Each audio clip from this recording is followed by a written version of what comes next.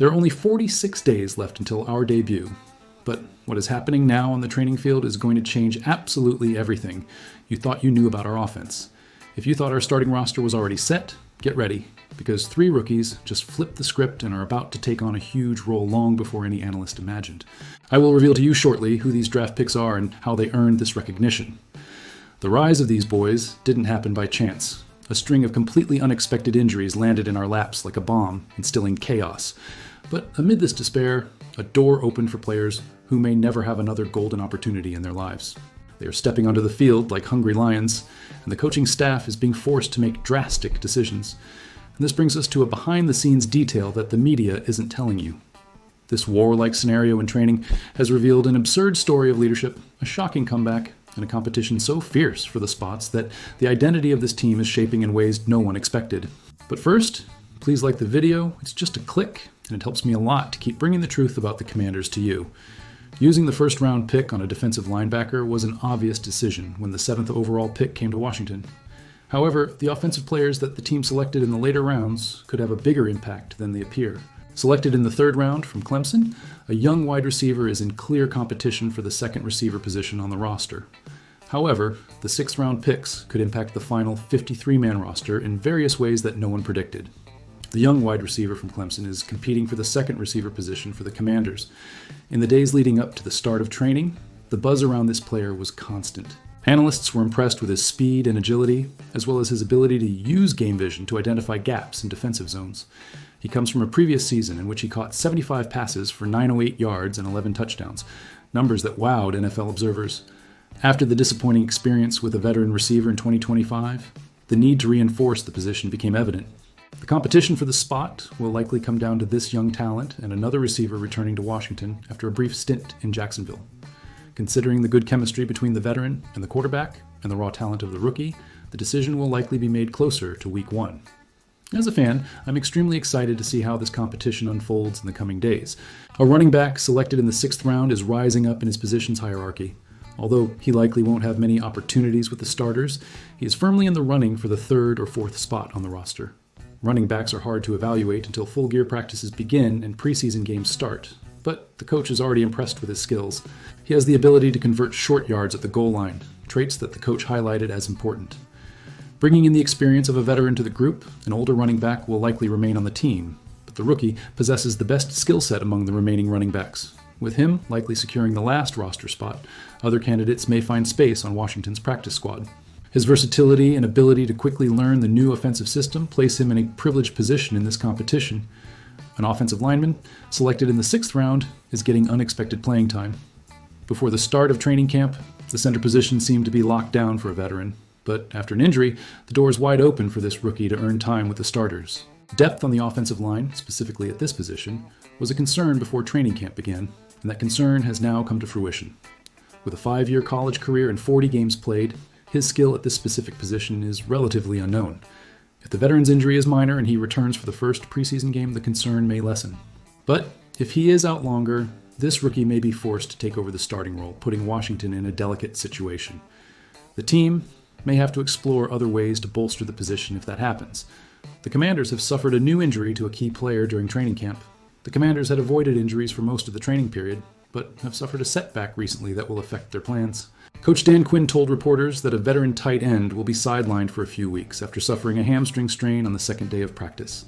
This player is the 2nd veteran on the offense to get injured, following the center's injury during the first practice. The Commanders remained in a closed center on Friday, and the media did not have access to the building. That is why we are only now receiving the update on this injury. The information was shared discreetly, but it is important to acknowledge its impact. This tight end is easily the best blocker at the position on the Commanders, and his injury will not only limit the number of repetitions he needs in training camp to adapt to the new offense, but will also affect the team's plans for 2 tight end formations. It's not earth-shattering news by any means, but it is subtly significant. This is because the expectation is for the offense to utilize more 2 tight end formations in 2026. In other words, this player was ready to play a very important role in this offense. In any case, this opens doors for a former 2nd-round pick coming from Kansas State. This player is talented and versatile, still having a lot of potential despite his underwhelming production in his first 2 years. Many people are excited about this player because he is assumed to have many more opportunities now that a new offensive coordinator is in charge. well, opportunity granted. It will certainly be worth watching what this player can do for the rest of training camp. The coach also updated the status of a wide receiver in the center before Saturday's practice. The wide receiver returned to practice on Saturday after missing Thursday due to a foot issue. This is good news for this former draft pick, as his career has not been very favorable to him in terms of health. We will see if he can maintain the momentum after a productive practice on Wednesday, according to reports. The center is following the same recovery timeline as the tight end. He is being evaluated weekly, and the Commanders are not considering bringing in outside reinforcements, which makes sense since they still have viable options. If a team is going to go through injuries during training camp, this is one of the best possible situations.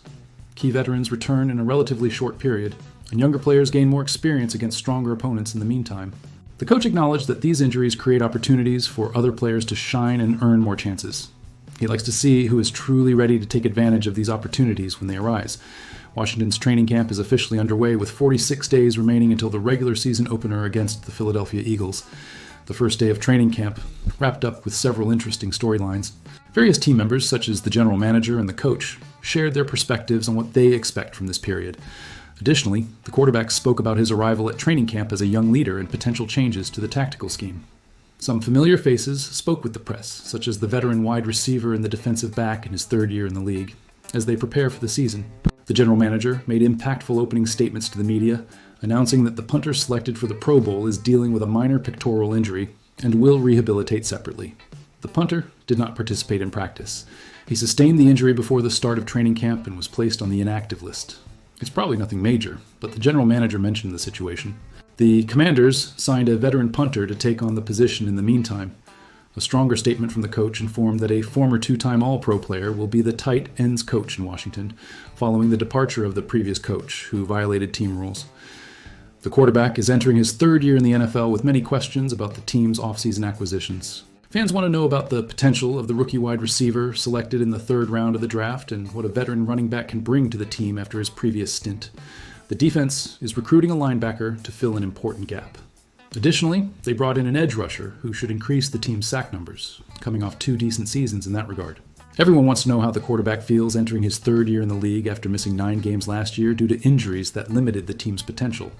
The quarterback seems to understand the importance of staying healthy to enhance his game and learn the new offensive scheme. After the practice period, he was asked about the new scheme and his progress. He replied that he feels more comfortable than in the preseason and that it's just a matter of practice over time. The quarterback also mentioned that he feels good and that he and his strength coach have been working to ensure he arrives at training camp in great shape. His first year was historic, leading the team to the championship game and winning the Rookie of the Year award. The second year wasn't as fruitful as he found himself constantly on the injured list. The third year could be a redemption arc for him and help propel a successful season for the Commanders. The veteran wide receiver comes from a turbulent season marked by a contractual dispute last summer. He missed 7 games last year due to an injury, most of them due to not participating in any team activities on the field until signing his contract extension at the end of August. When asked how he feels, the veteran replied that he has always felt joy in his heart just to play. He acknowledged that it was a challenging year for him both on and off the field. But the joy of being here and being able to help his teammates is immense, according to his words. With him fully focused, we can see him helping the younger skill position players develop during the early stages of training. Video footage shows him interacting with younger receivers, training routes with them. Fans are excited to see the veteran back in action, making it easier for the other players. The Pro Bowl wide receiver had 5 consecutive seasons with over 1,000 receiving yards. With high expectations for the development of the rookie selected in the third round, the veteran's consistency and work ethic can help the young talent learn quickly. The schedule of an intense training camp implemented by the coach was evident, especially on the defensive side. Observers noted that the intensity has increased compared to last year, with training time doubled. It was also noted that there was a significant volume of pressure plays on display, something that the new defensive coordinator likes to do. The Commanders ranked among the bottom 10 in the league in all major defensive categories, and part of that problem was the aging roster, especially at the linebacker position. Selecting a key player in the first round of the draft and rejuvenating the defensive line and secondary is exactly what this defense needed. Younger players on defense are displaying a lot of energy during this training period, and it's making everyone excited to see the team's progress this season. With the preseason beginning, the Commanders have several important dates to remember. August 1st marks Return Saturday, open to all fans. August 7 is Military Appreciation Day, also open to all fans. August 8, August 18th, and August 19 will also be open to all fans. August 12 marks a joint practice with another team.